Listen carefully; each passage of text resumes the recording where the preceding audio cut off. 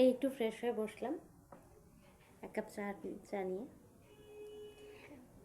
আজকে কিছু কথা বলতে খুব ইচ্ছে হলো। আমার আসলে এটা একটা কথা বলারও প্ল্যাটফর্ম, মানে এমন নয় যে কথা বলার কেউ নেই, আছে, কিন্তু সেটা সংখ্যায় কম। আর দ্বিতীয়ত, আমরা যে ধরনের কথা বলতে চাই বা বলতে ভালোবাসি, বা যে ধরনের কথা বললে আমাদের অনেক কথা বলতে ইচ্ছে করে, সেই ধরনের সাবজেক্ট তো সবসময় ওঠে না। তো এটা একটা প্ল্যাটফর্ম যেখান থেকে দাঁড়িয়ে আমি নিজের মতন করে কথা বলতে পারি। তো বিয়ে আমার হয়েছে 3 মাস রানিং, 3 মাস চলছে। আমার মার্চের 2 তারিখে বিয়ে হয়েছে। বিয়ের পর থেকে অনেকের কাছে অনেক জল্পনা কল্পনা শুনেছি, অনেক কথা শুনেছি, অনেক কিছু শুনেছি, কিন্তু না, আমার বিয়ের পরের এক্সপিরিয়েন্সটা সম্পূর্ণ অন্যরকম। মানে বলবো না যে সমস্যা হয়নি, প্রবলেম হয়নি, এগুলো বললে মিথ্যে কথা বলা হবে।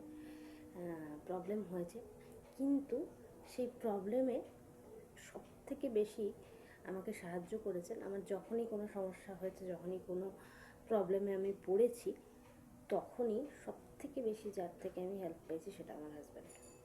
মানে উনি সর্বতভাবে চেষ্টা করেছেন যাতে করে আমি সমস্ত প্রবলেম কাটিয়ে একটা সুষ্ঠু জীবন পেতে পারি। মানে সত্যি আমার মাঝে মাঝে ভাবতে খুব অবাক লাগে যে এরকম একজন মানুষ আমার জীবন সঙ্গী। মানে অদ্ভুত অদ্ভুতভাবে ও জিনিসগুলোকে সলভ করে।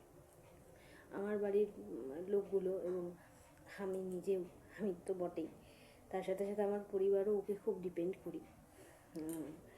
ও সত্যি ভীষণ অন্যরকমভাবে জিনিসগুলোকে সলভ করে, ভীষণ সহজ সরলভাবে। মানে আমরা যেরকম জটিলভাবে সব কিছু চিন্তাভাবনা করি, জটিলভাবে সমস্ত কিছুকে সলভ করার চেষ্টা করি, সব সময় তো আমাদের পক্ষে সম্ভব হয় না সহজ করে ভাবা।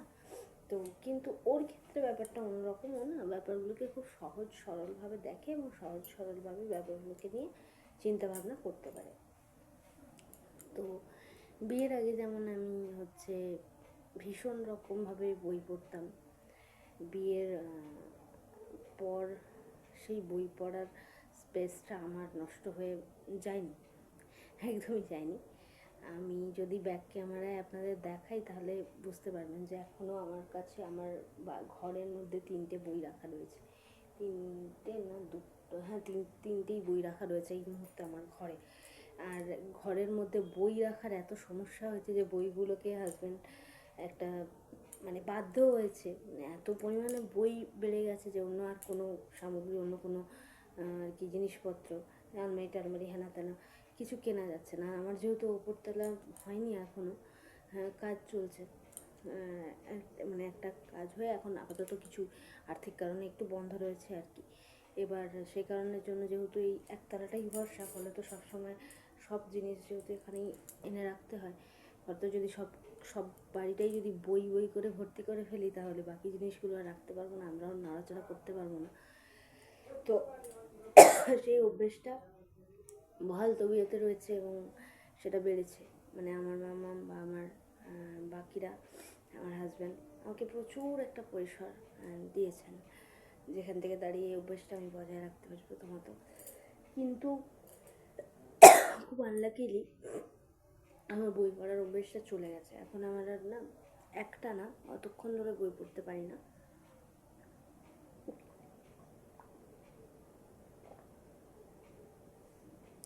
চাটা ঢকঢক করে খেয়ে নিলাম কারণ ঠান্ডা হয়ে গেছিলো, অনেকক্ষণ দিয়েছে মামা। এবার প্রথম যখন বিয়ের কথাটা হচ্ছে, আমাদের যদিও বা লাভ ম্যারেজ, তবুও যখন বিয়ের পরিকল্পনা করছি, এবং বাড়িতে বাড়িতে কথা হচ্ছে, সমস্ত কিছু প্রসিডিওর এগোচ্ছে, তখন আমি ভেবেছিলাম যে মানে আমি তো একটু অন্যরকমভাবে বড় হয়েছি। আমি ভীষণ রকম পড়াশুনোর জায়গা, মানে পড়াশুনোর যে পরিসরটা, সেটা আমি নিজের হাতেই তৈরি করেছি। এমন নয় যে আমার আগের জেনারেশনে কেউ খুব পড়তেন বা সেখান থেকে আমি ব্যাপারটা পেয়েছি, সেটা না। আমার মধ্যে থেকে হঠাৎ করেই এটা চলে এসছে। আমি প্রচুর পড়তে ভালোবাসি, প্রচুর নিজের মতো থাকতে ভালোবাসি, একা থাকতে ভীষণ ভালোবাসি।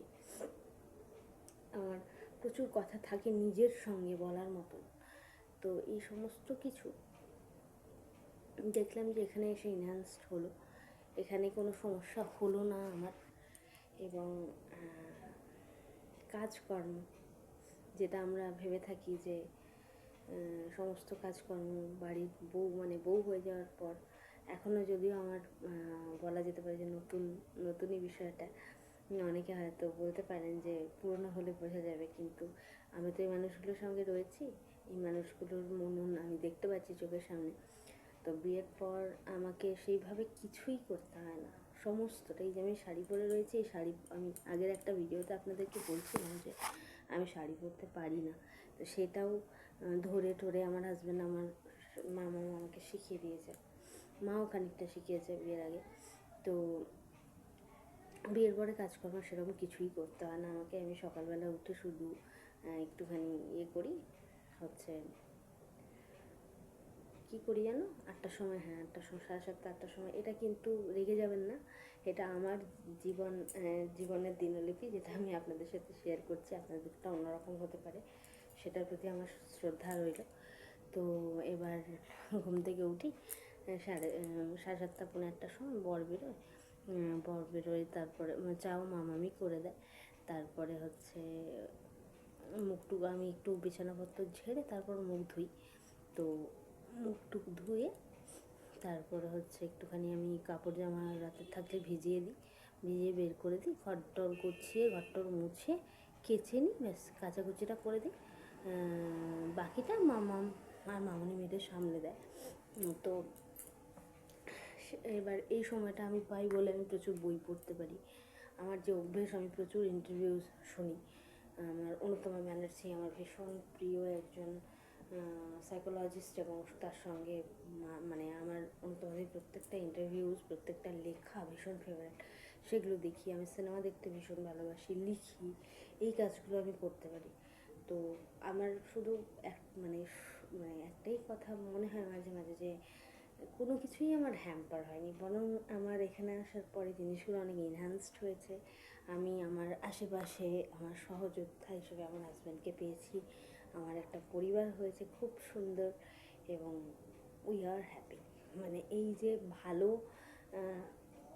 ভালো ভাইবসটা, আমার মনে হয় এটাও মাঝে মাঝে সমাজে ছড়িয়ে দেওয়াটা দরকার। কারণ খারাপ জিনিস আমরা অনেক দেখি, ভালো জিনিস তো সেরকম একটা আমরা ভালো জিনিস নিয়ে তো কথা হয় না, কথা বলি না, ভালো জিনিস নিয়েও কথা হোক। এবার একটু আমরা ভালো রয়েছি। বিয়েটা সত্যিই একটা অত্যন্ত, আমার ছোটোবেলা থেকে খুব একটা বিরাট কিছু হওয়ার কোনো ইচ্ছে ছিল না। আমি ভাবতাম যে আমি বউ হব, খুব ভালো একটা বউ হব, খুব ভালো একটা মা হব, খুব সুন্দর করে একটা সংসার করবো গুছিয়ে।